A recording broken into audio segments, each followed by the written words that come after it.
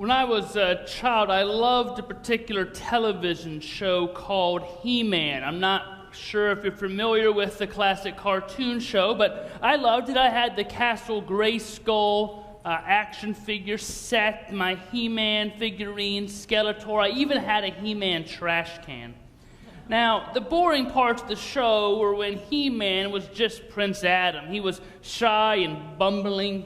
He was weak. He couldn't do much to save himself or others most of the time, and his cowardly green tiger Cringer was even worse. But then, by the power of Grayskull, he changed, and suddenly weak Adam was strong He-Man. He could free himself, save his city. He would proclaim, "I have the power!" And as He-Man, he could take care of threats against the kingdom. Now he could protect himself. Now he could defeat the evil Skeletor because he was a strong and mighty warrior. He could inflict his will upon his enemies. He had the power. But what is power? Is power the ability to get the results you want? What does power look like? Is it lots of muscles and money and military assets? You see, the history of the world is a history of two visions of power, like two tectonic plates rubbing against each other, shifting the world, shaking the world to its very core for thousands of years. Our faith walks the fault line between them. What power will we follow? What power will save us? What power do we want? King Herod the Great chose his side. He wanted power, the power of a king, a despot, to rule over the people and keep them under his thumb, to have wealth and an army at his disposal. Now, he didn't really have any real right to the throne of Israel, but he proclaimed himself king of Israel anyway, kind of like the University of Central Florida decided they were going to be national football champions this year and threw themselves a parade. Well, Herod's like, I want to be king, so I'm going to be king. So he had a marriage that kind of tied him to the throne more, and he thought he might want to eliminate the competition. You see, for Herod, power had to be won and protected, and that sometimes means getting rid of anybody who might compete with you. So Herod invited all the other potential heirs to the throne to a little pool party. A nice power party, rub elbows with the elite. But it was tragic, though. Somehow, every single person except Herod ended up at the bottom of Herod's pool. Gosh, I guess the only person left to be king is Herod. And so Herod got his power by putting his thumb on the heads of others and holding them down just long enough. That's power, isn't it? We see it in business: buy out the competition, force them out of business, create a monopoly. We've seen it in politics around the world, dictators rising to power, poisoning or assassinating critics as they consolidate their own power. King Herod had immense power. He had money, he had influence, he had the military. Herod had the power in ancient Israel. But the problem with that kind of power is that it's hard to keep. You always have to keep looking over your shoulder and keep the pressure on, putting all that weight on your thumb so those under it can never get out from under it. And so when Herod heard the prophecy about the birth of the king of the Jews, he got a little worried. Wasn't he the king of Israel? Wasn't he the king of the Jews? It's like Highlander, there can be only one, and so Herod and his thumb had work to do. Imagine the terror of mothers and fathers as soldiers knocked on their door asking for their children. It wouldn't have taken long for word to get out, but what could they do? They could fight, rebel, could they flee? Who had all the weapons, the military, the strength? Who had all the power? The Israelites were under Herod's thumb and couldn't do much of anything. Herod wasn't concerned about the people he ruled. He was concerned about himself and his own power. He was willing to sacrifice thousands of infants to get to just one. That's what power sometimes looks like, how it sometimes acts: paranoia, irrationality, boasting, hypersensitivity, immense cruelty. Herod didn't invent infanticide or genocide, and it didn't die with him either. from Germany to Russia, China to Sudan, and yes, even here in the U.S., as we just passed the anniversary of the massacre at Wounded Knee, leaders have killed whole groups of people to maintain power, to squash threats, to provide a scapegoat and a common enemy. Herod's thumb has been passed down throughout history to Hitler, to Stalin, Mao Zedong, Saddam Hussein, Fidel Castro, al-Assad in Syria. It's the same thumb of power responsible for so much pain, death, sadness. It keeps popping up on new hands, maybe even our own, as we've tried to secure our own power, satisfy our own greed, secure our own privilege and security. We walk that fault and sometimes feel the push of Herod's thumb to one side or the other, to the side where power is might and uses greed and fear. And so we either use power or we fear it'll be used against us. We're victim or perpetrator, sometimes both. We may fear power, we may be its victim, but we respect it. But we don't often respect weakness. We learn early on that only the strong survive. Even as children, we tend to make fun of the weak, and it only gets worse as we get older. You know who gets picked on the playground last? The weak. You know who gets bullied? The weak. Who gets made fun of? The weak. I learned that lesson on the playground at school. Maybe you did too. I don't know about you, but I didn't want to be weak as a child. I wanted to be like He-Man. I wanted the power, but the problem was most of the images of power I knew that I saw showed power like Herod's, selfish power, cruel power, toxic masculinity power. And I learned early on you have to make a choice. I learned that on the playground too. You're either with the ones who bully or you're with the ones that get bullied.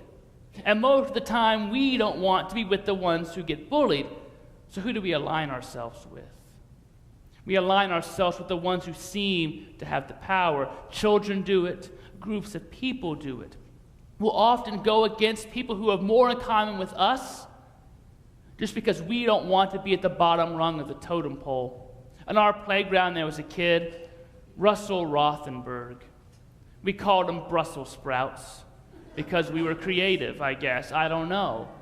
He was a lanky, awkward kid. So I had to decide, do I want to make fun of him and keep him out and be with all these people?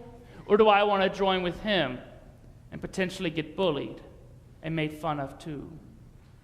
We all have that choice as kids, as adults. On Friday, I learned about a pastor in this area who back in the 60s had to make a choice.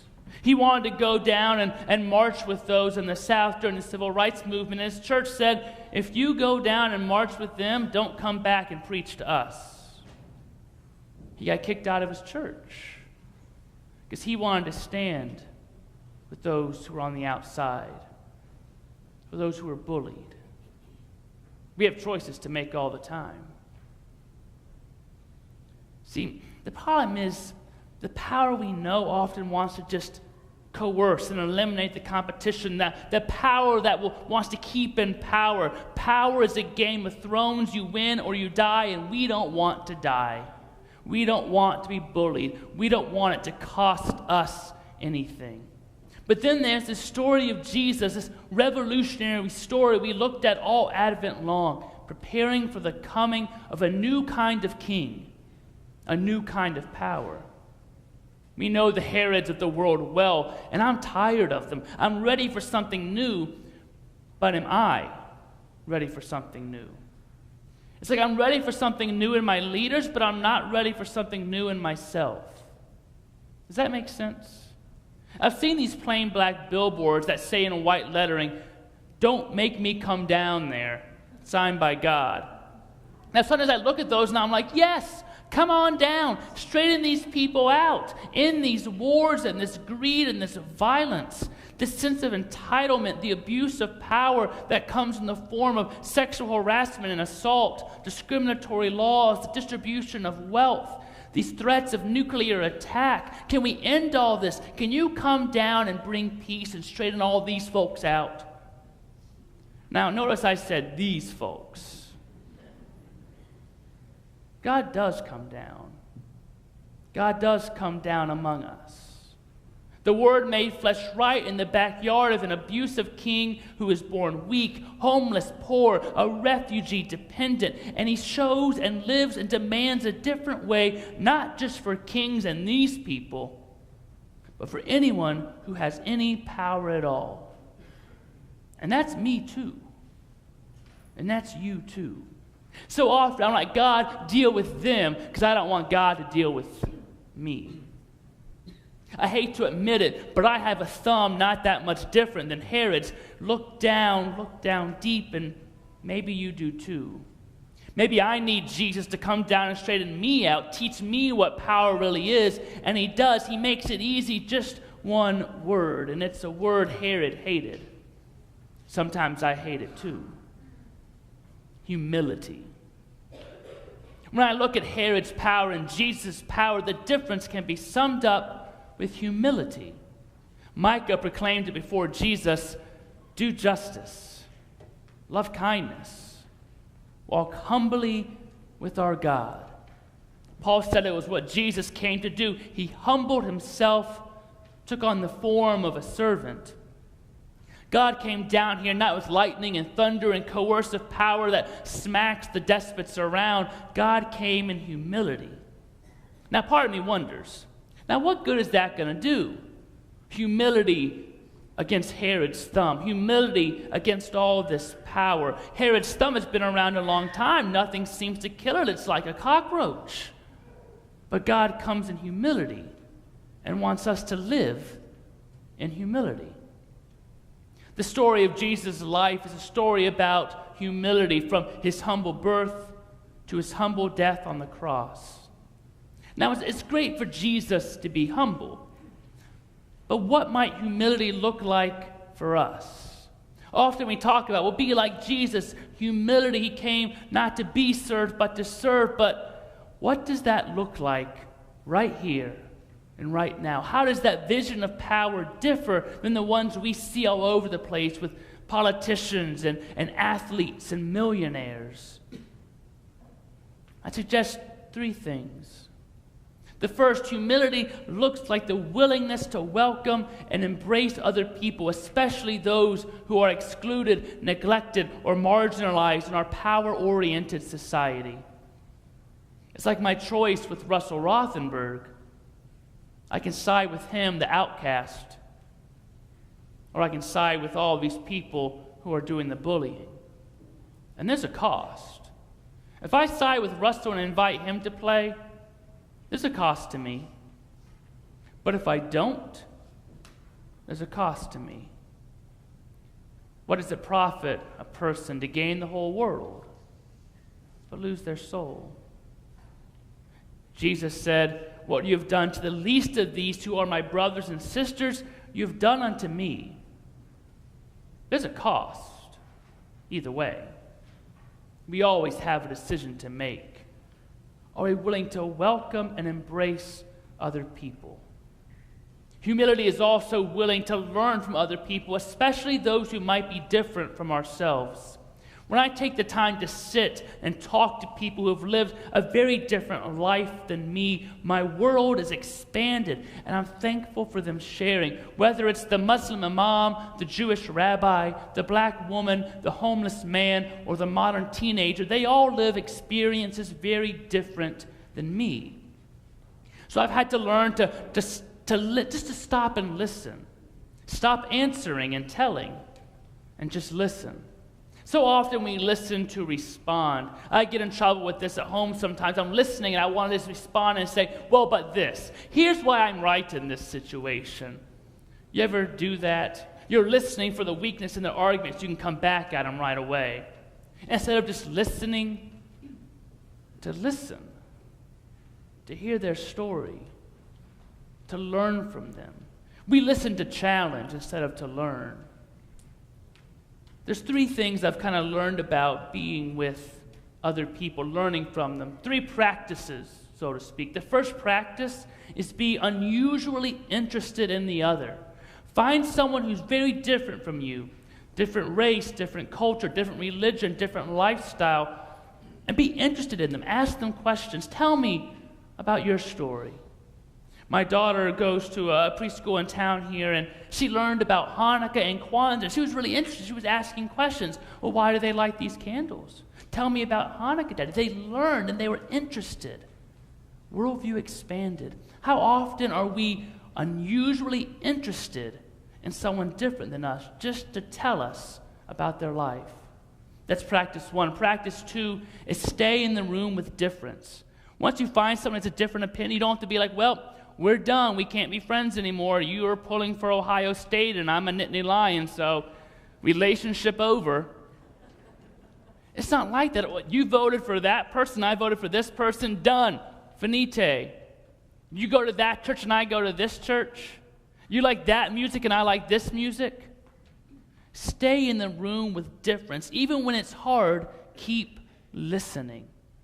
And practice three is don't compare your best with their worst.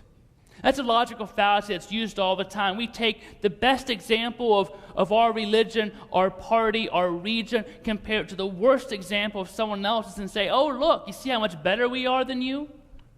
I see it all the time on these memes on Facebook. We try to say, we're great because of this, you're bad because of this. Instead of starting with, you know what, here's where I have failed. Here's where my group has made a mistake. Let me own that, and let's talk about it. Stop comparing our best with their worst. Those three practices will help us learn from those who are different. Finally, the last thing that humility does is it has an unwillingness to stand in judgment over others. We're so quick to judge those we don't understand, be it due to gender, race, sexuality, heritage, religion, part of the country they're from. We're quick to divide righteous and unrighteous, good and bad, sinner and saint, even though I'm pretty sure we've never been actually given that job. And in fact, Jesus is pretty clear that we're supposed to stay out of that altogether. But we like to jump in there. Our job should be to be the doormen and doorwomen. Not in the sense of gatekeepers, but the ones who open the doors, who joyously open the doors and say, come in, God is waiting for you. Come into my life. Come into this light. Humility reminds us that God is God and that you and I do not have the responsibility to play God. It helps us remember that Christ is the Savior. That job has been taken, so we don't have to go save people. Therefore, we need to get busy doing what our job is. And I would use the word servanthood to describe it. Servanthood is receiving gifts, abilities, resources that God gives us, and then taking advantage of every opportunity to do justice, love kindness, and walk humbly with God. There are all kinds of power in this world. And I'm not going to argue that Herod and his thumb aren't ultimately powerful. The Herods always are powerful, but there is only one kind of power that will save. It is the power that was in Christ Jesus, who emptied himself and gave of himself, whom God raised and gave a name that is above every other name. That the name of Jesus Christ, every knee should bow, every tongue confess that he is Lord to the glory of God.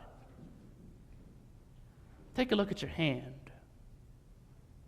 Maybe you have a bit of Herod's thumb growing there. What would it look like if we were to say, you know what? I don't want Herod's thumb anymore. Maybe I thought it served me well. Maybe it helped me get what I want, but I don't want that anymore. I don't want Herod's thumb. I want Christ's heart. What would that look like for your life, for the life of the church, for the life of the world? If we put away Herod's thumb and lived out of Christ's heart. You know, Christ's heart is ultimately illustrated here at this table, where Christ gives of Christ's self for us and says, here, come, take and eat. This is my body and my blood given for you. And notice, no one's keeping you from this table. There are no gatekeepers here. The table is between the clergy and the congregation. You come to this table. There's no test to come to this table. There's no, did you say this prayer to come to this table? There's no, where are you from to come to this table? There's no, what do you look like? Who do you love to come to this table? Because it's not my table. It's not Nancy's table. It's not your table. It's Christ's table. And Christ says, this is for you, for all of you. Come and see what power ultimately looks like. And power is self-sacrificing love. And that's what I do for you. I literally love you to death so you might live an abundant life. Come, taste and eat. See that the Lord is good.